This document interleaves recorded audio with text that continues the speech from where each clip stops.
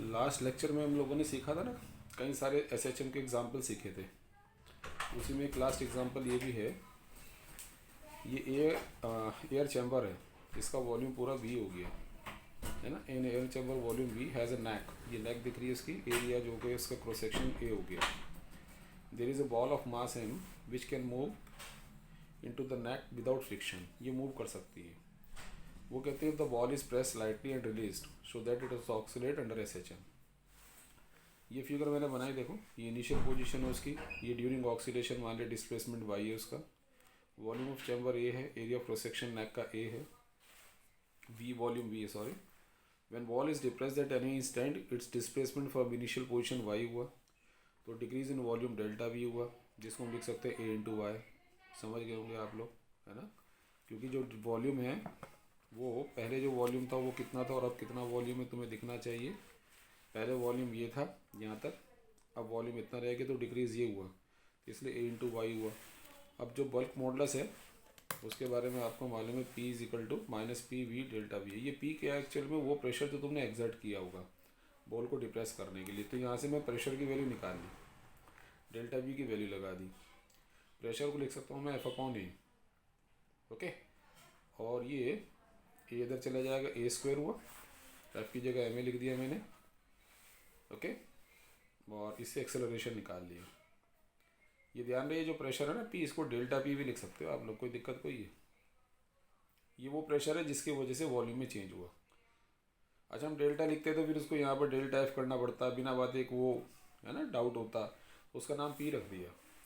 तो ए आगे minus B square V M by, ये सब कांस्टेंट हुआ, तो A proportional to minus Y motion S H M हो गया। फिर इसलिए ए ओमेगा स्क्वायर वाई जो हम करते आए हमेशा, कंपेयर करके ओमेगा स्क्वायर ये आ जाएगा, ओमेगा की वैल्यू आ गई। टाइम पीरियड निकालेंगे 2 पाई/ओमेगा से, ये सॉल्व करेंगे, है ना। और इसमें एक और बता दूँ मैं कि ये थोड़ा सा अलग है कि प्रोसेस अगर आइसोथर्मल है तो जो बल्क मॉडुलस है उसकी वैल्यू पी के इक्वल होती है, तो हम यहाँ पी लिख सकते हैं। अगर प्रोसेस एडियाबैटिक है तो जो बी की वैल्यू थी गामा पी होती है, तो यहाँ गामा पी रखूँगा मैं अगर, तो ये बन जाए gamma P A square. A square को तुम बाहर लाना चाहोगे ला सकते हो, नहीं तो छोड़े रखो क्योंकि सारा कुछ स्क्वायर रूट में है, ठीक है ना। यहाँ पर मैंने सिखाने की कोशिश की है, जो मैंने पीछे बताया अभी उस बात को सिखाने की कोशिश की है। क्या कि जो मैंने लिखा कि जो बल्क मॉडुलस है ना, बल्क मॉडुलस वो कैसे पी के इक्वल है। तो जैसे इसकी वैल्यू लिखी मैंने minus D P V upon D V, यहाँ डी पी लिख दिया मैंने, कारण आपको समझ आ जाएगा। अब आइसोथर्मल प्रोसेस में पी वी कॉन्स्टेंट है, डिफ्रेंशिएट कर रहे हैं विद रिस्पेक्ट टू वॉल्यूम, तो D by D V of P V is equal to zero. Zero इसलिए कि कांस्टेंट था। एक बार पी को कांस्टेंट लो, वी का डिफ्रेंशिएशन करो, एक बार वी को कांस्टेंट लेके पी का करो, यह आ जाएगा P plus V D P by D V is equal to zero, V D P by D V is equal to minus P. और ये जो V D P by D V है ये तो बी है ना, ये रहा, इसलिए मैंने यहाँ डी पी लिया था। तो ये इसकी जगह बी लिखूंगा तो B is equal to P आ जाएगा, है ना। ये माइनस तो उधर एडजस्ट हो जाएगा ना, इसमें माइनस में आगे नहीं, आगे बल्क मॉडुलस की वैल्यू पी के इक्वल। आइसोथर्मल में एडियाबैटिक में क्या होगा, पी वी गामा होगा, डिफ्रेंशिएट करते चले जाओगे आप और फाइनली सॉल्व करोगे, ठीक है ना। आप नोटिस करो इसमें कि पी, एक बार वही वी को डिफ्रेंशिएट किया, एक बार पी को किया, इसको निकाल लिया बाहर, ये कर लिया, सब करते चले जाओ आप, और ये वैल्यू सॉल्व करके आपके पास गामा पी के इक्वल आ जाएगी, है ना। ये कहीं शो नहीं करना है, तो ऐसे सिखा दिया आपको।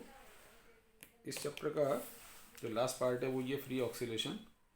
और फ्री ऑक्सीलेशन का क्या मतलब होता है, when an oscillating body that is capable to oscillate, जो ऑक्सीलेट कर सकती हो, is displace slightly and released it starts to oscillate, such type of oscillation named as free ऑक्सीलेशंस।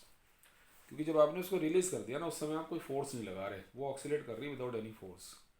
और इस समय जो वो फ्रीक्वेंसी होगी जिससे वो ऑक्सीलेट करेगी, उसको नाम करेंगे हम उसकी नेचुरल फ्रीक्वेंसी। एग्जाम्पल में आ गया oscillation of simple pendulum, oscillation of string of sitar guitar when released and after plucking slightly, थोड़ा सा उसको प्लग करके छोड़ें, ठीक है ना। अब ये दो तरह के हैं, डैम्प्ड एंड अनडैम्प्ड। अनडैम्प्ड को किसे कहेंगे कि whenever a body oscillates such that there is no loss of energy, समझ रहे, due to which the amplitude of oscillation remain constant, then these oscillation named as undamped oscillations. अगर energy का loss नहीं हो, मैं ऐसा नहीं कह रहा कि होता नहीं लॉस, लॉस तो होता होगा। ये तो एक बात बताई इसने कि अगर ना हो तो जो एम्पलीट्यूड वो कांस्टेंट रहेगा नहीं रहेगा। जैसे यहाँ दिखा रहा हूँ मैं डायग्राम में, देखो जितना एम्पलीट्यूड था वो शुरू से आखिर तक उतना ही है, कोई चेंज ही नहीं है, कारण एनर्जी नहीं चेंज हो रही इसकी। और फिर डैम्प्ड ऑक्सीलेशन क्या होंगे, इसमें साफ साफ है the oscillation of a body are said to be damped when there is a gradually loss of energy in each oscillation and due to which amplitude decreases gradually and finally the body stops to oscillate। ये देखो oscillation का जो amplitude है धीरे धीरे धीरे धीरे कम होता जा रहा, फाइनली वो रुक गया। इसी में टर्म आता है मेंटेन्ड ऑक्सीलेशंस। ये क्या होता है जी कि when the body oscillates such that the energy equal to the loss in energy per oscillation is supplied by an external source. यानी एक ऑक्सीलेशन में जितनी एनर्जी का लॉस हो रहा है एक्सटर्नल सोर्स से उतनी एनर्जी मिल जा रही है। अगर ऐसा हो रहा है तो हम इससे क्या होगा कि जो एम्पलीट्यूड है ऑक्सीलेशन का मेंटेन्ड होगा कांस्टेंट वैल्यू पर। These oscillation are named as maintained oscillations, उन्हें आपको मेंटेन करना पड़ रहा है। ओके, फोर्स्ड ऑक्सीलेशन डेफिनेशन है ज़्यादातर whenever an oscillating body is acted upon by a periodic force. Periodic force का मतलब क्या हुआ कि एक ऐसा फोर्स होगा जिसकी वैल्यू टाइम के साथ वेरी करती होगी और एक डेफिनेट टाइम के बाद वो अपनी इनिशियल वैल्यू को रिपीट करता होगा, यानी ये फोर्स कांस्टेंट नहीं है।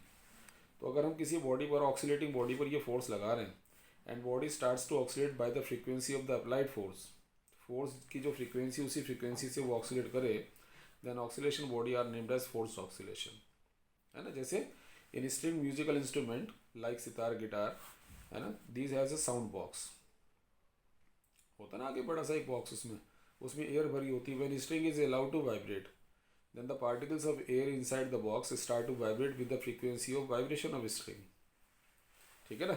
so the vibration of air particle are forced vibrations।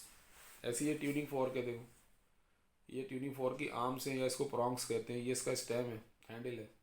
जब रबड़ के पैड पर हम इसको मारते हैं ये वाइब्रेट करती हैं। तो when the stem of vibrating tuning fork is placed on a table, मान लीजिए इसको टेबल पर हमने ऐसे रख दिया, टेबल पर, तो नोटिस क्या करेंगे हम, the particles of the table vibrate due to the force exerted by vibration of the stem. तो वाइब्रेशन ऑफ टेबल पार्टिकल्स जो होंगे फोर्स वाइब्रेशंस होंगे। एक नया टर्म यहाँ सिखा रहा हूँ, रेजोनेंस, कि whenever the frequency of periodic force, जो आपने फोर्स लगाया उसकी फ्रीक्वेंसी, है ना, on a body is equal to or integral multiple of a natural frequency of oscillating body. जैसे बॉडी की अपनी एक फ्रीक्वेंसी है 40 हर्ट्ज़ और आपने जो फोर्स लगाया वो भी 40 हर्ट्ज़ का ही लगा दिया, तो उस केस में क्या होगा, एम्पलीट्यूड ऑफ ऑक्सीलेशन जो होगा वो लार्ज हो जाएगा, बढ़ जाएगा, ठीक है ना। Amplitude of oscillation become large, this condition named as resonance and the oscillations at this time are resonant oscillations, समझे। तो रेजोनेंस की क्या पहचान हुई कि जो एम्पलीट्यूड है वो बहुत ज़्यादा हो जाना। और ये रेजोनेंस 3 तरह के हैं, 3 टाइप्स के, mechanical, sound resonance, electromagnetic resonance, जिसको हम नेक्स्ट लेक्चर में सीखेंगे। ओके।